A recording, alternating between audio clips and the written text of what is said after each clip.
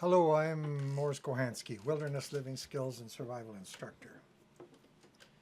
Now, I decided to write books and to write on the subject of outdoor living back in high school, 58, 60. That would have been about 1957 is where I thought I must become a writer. I started to collect information relating to scout manuals and things like that. And generally I found that if you wanted to write a book, you get a big pile of other books and then take the best that you learn and absorb from that and then write your own book. Well, when it came to a number of things in northern bushcraft, you couldn't find any information on knife handling, and actually nothing really at the time on axe handling. There were books on knots, there were books on camping, and there were some books on survival, but they were really not as common as today, and so on. And my problem was that I got into the field of instructing. That back in the late 60s, I began to instruct for an outdoor education center. And obviously, there are certain areas of skill development that are quite important in outdoor living and in crafting and in outdoor education. Well, the situation began to develop that I would regularly have about 30 students per class. There may be as many as 4 classes a year.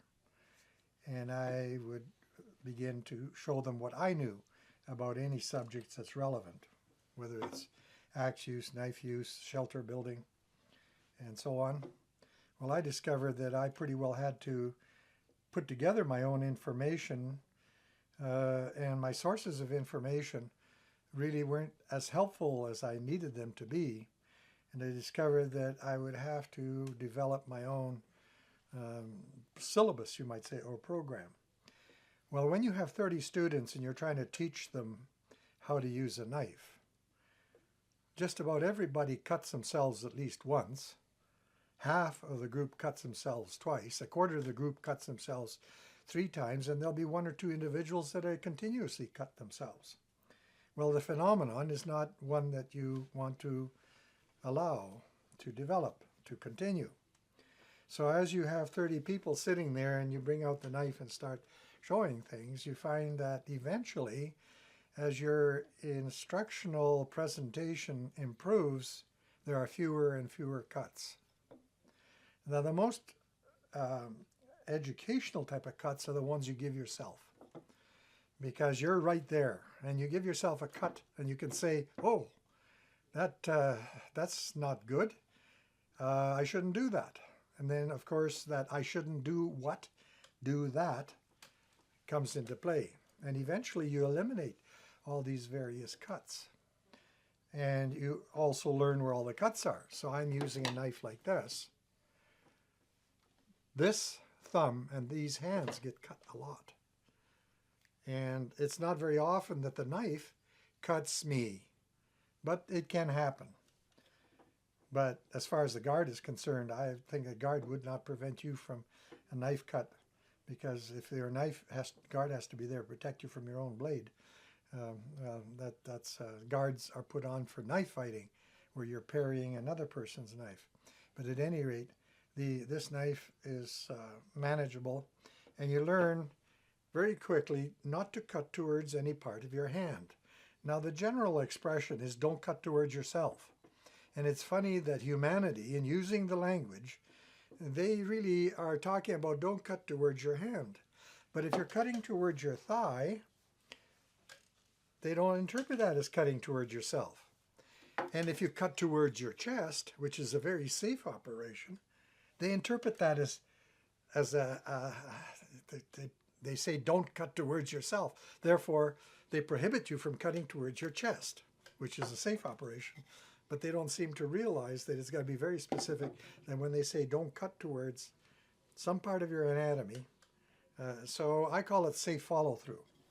So as my students begin to use knives, I demonstrate all the safe follow-throughs. Like for example, here I got a board that I want to split.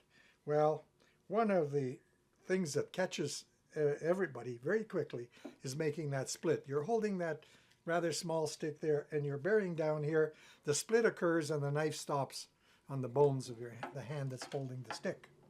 So you teach people either you've got to push this way or remove the hand altogether, but you point out to them numerous times during the treat. So you spend an afternoon maybe teaching knife skills and so on. So one common way to make a split is to put a knife down and then hit on here. But what happens is some students slice themselves as they bring their hand up to make the split.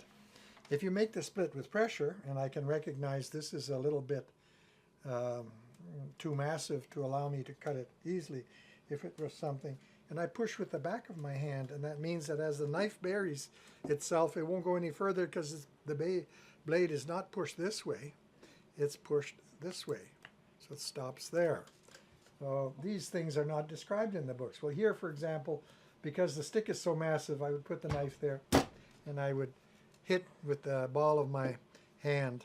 Had I been holding it, that split could progress, and if this was a little narrower. Now I twist my knife, so I learn after a while that if I overdo that, I'll twist the handle on my knife. I will loosen the pin on my jackknife, and so on. So you go like so. But the whole issue is that any motion where you know you are clearly going away from you and away from your hands, provided you don't reach too far and slice your finger, which I have seen a few times in 40 years, you might say, that the safe cut. And when you're working with something here that you need to smooth it in general, you do the first half, and then you switch over and you do the other half. So I cataloged all the cuts in bushcraft. I do not yet have a separate booklet, all on knife skills. But the cuts to the thumb and the cuts to the forefinger on the hand not holding the knife is very common. So generally the cut there, there, there, there. So you can imagine here that the cut is going to actually stop on that bone and on that bone, or either one or the other, if one is forward or the other. Now when you are doing some work, you find it's comfortable, because you only have two arms, to press the end of your work against your chest and then to work towards you. Now, here it's obvious that you might split or slip and hit your chest, but there's no consequence here unless you've got a pencil in your pocket, in which case you cut your shirt. And I had never seen an operation where your knife is tilted enough to stab yourself with it. So anyone that tries to tell me I'm using an unsafe technique by cutting like so, it usually exhibits their lack of experience or insight. They just haven't. You know, just keep in mind that I have worked with thousands of students for, well, definitely 23 years in university programs, and for 40 years.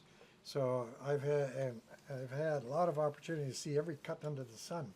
Some very unusual, but I could list every cut that I can remember. At any rate, this is an operation. Now, if you change it here and you start cutting into the wood that way, you realize the experienced person lifts their elbow and they work that way. They don't work this way and then cut themselves on the wrist. Now, when you are learning to do something, the learner must use gentle strokes until they get the feel of things, and then as their feel of things develops, they use more powerful strokes. Trying to create powerful strokes too quickly usually results in an accident, because you've got to develop a feel for what you need to do to develop the control of the knife and what it does in that regard, in the safety issue. Now, the other very big safety issue is the cuts to the thigh. I have seen a number of these, and I have a pretty clear notion of how debilitating a good stab to the thigh can be, because I've seen it happen to others and I did it to myself. When you're working on your thigh and got a sliver from the when you're working on your thigh, using the thigh so that the direct, so there's your thigh and you're working here, any slip, and if you are digging like so, that is a very bad combination, because a good slip will cause you to snick through your 3 layers of clothing. And when you feel your knife tip grate on your thigh bone, you now know that it's not a simple cut. And that happened to me once. I took a round stick, excuse me a moment, and I was carving a flute. To make a flute, you take a smaller diameter round stick, split it in half, and then hollow out the 2 halves and then bind them together. Well, when you got a half round sitting on your thigh, it's very prone to roll. And as I was working away, not paying attention, it rolled on me and I drove my knife tip into my thigh. That simple cut, which happened to be the blade was more or less 90 degrees to the muscles, came very close to making me into a stretcher case. And the students that have cut their thighs this way also seem to experience this great difficulty in walking, in that when you cut across those muscles, the twitch of the muscle is like a lightning stroke, like being prodded with an electric prod. You virtually almost, you're walking as best you can, and all of a sudden there's this very sudden thing that causes you to collapse on the ground. That's the sort of consequence of that. So if you work on your thighs, you put on, you must use a board or a piece of plywood or something to work on the thigh. There are better ways. Now, if you do certain cuts, you go off to the side and you work off in that direction. Now, the other another safety issue is you're sitting in a chair seat high situation and you're working between your legs. And it's happened rarely, but it's happened where people's knife tips cut into the thigh from the inner side of the thigh. You should lean forward onto your elbows and do your work. Stay away from knife work that is, draw a line between your kneecaps. Stay forward of that. Then you won't slice yourself on the inner thigh. Another thing is wrestling with a knife on your belt, or wrestling, as students are prone to do now and again, even wearing a knife as we promote around the neck. It's kind of dangerous that in the process of the tussle that a knife can come out and you can have a severe cut. The other source of cuts is that when you lose your knife sheath and then you don't know how to make a sheath and you pack your knife in your kit, and even though you wrap it in cloth and do various things, the knife often happens to be, the danger of putting an unsheathed knife in a backpack is that you can actually throw the backpack on your knife and the blade can come out through your pack and slice or stab you. I've heard of an incident, never happened on one of my courses, where a student did that and the knife drove into the rib cage rather severely. The other thing is that dressing a deer, you have the circumstance of a deer that's hung up in front of you, and so you're skinning it, and then when you're or when you're gutting it, there's the brisket, and the no-no here is to go up to the cartilaginous part in here somewhere in the deer and go like this and then try to cut it this way. And then, of course, all of a sudden, all the power you have to use, and then all of a sudden you go through, and the knife and hand do not stop till they bury themselves in the crotch somewhere, and hopefully not directly into the femoral artery. That's called a butcher's cut. If you cut the femoral artery, you have about 5 seconds before you lose consciousness because of the severe loss of blood that you're going to get. If you're going to cut through the brisket, take a stick and take your knife and pound it through. Don't use this. So there are various situations where people have done this, which has resulted in near misses, where you're pulling towards your body, making a cut, and then all of a sudden the cut either slips or gets done, and the chance of stabbing yourself somewhere is created. Now, outside of that, those are the basic issues that I know of. And if you were going to see them in written form, you'll find them in bushcraft sort of thing. And so, of course, if you're going to pick up a knife and carve, then you should really study how and be ready to handle any cuts that you get. Now, the big problem with a cut is, one is that it might require stitches. Today with steri strips. The other thing is that when you're in the bush and your hands are not absolutely clean, you're inviting an infection that could be bothersome. Or you want to, I always carry ophthalmic ointment to make sure that no infection can be caused by any bandages that I use to the hand. And one of the more severe cuts I gave myself was trying to split a piece of black poplar bark in the palm of my hand. And so you were doing this, and you put the knife in there and get it to give it and it split unexpectedly, and the knife, there's the width cut there, almost went through my palm.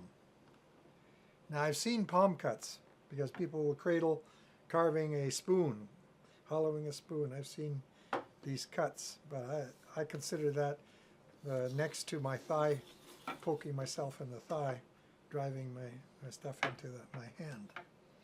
And it's quite curious that when you make the cut, how the bones that are in the palm of your hand, they look like ivory, and there's quite a space in there for a change purse. And when you see that space and you see your bones and you say, oh, if I get an infection in there, and now a palm cut leaves you very, very disabled with regard to doing anything with the hand that's been stabbed with a knife. So the survival issue is now exacerbated by the misuse of a knife. One time, a book was sold on Amazon, and there were people who gave criticisms, and there was a guy that criticized the fact that this book had a whole chapter devoted to knives, and the individual said, well, surely you don't need a whole chapter. That's a waste of paper to have a whole chapter on how to use a knife safely. At any rate, this is not as comprehensive. The intention of this little clip is to just give you an idea of what you're up with if you're going to use a knife extensively, and in the hand with the possession of a knife goes the knowledge to not make your knife into your worst enemy, and also, should you cut yourself, because sometimes it still happens, you should know how to deal with the cut.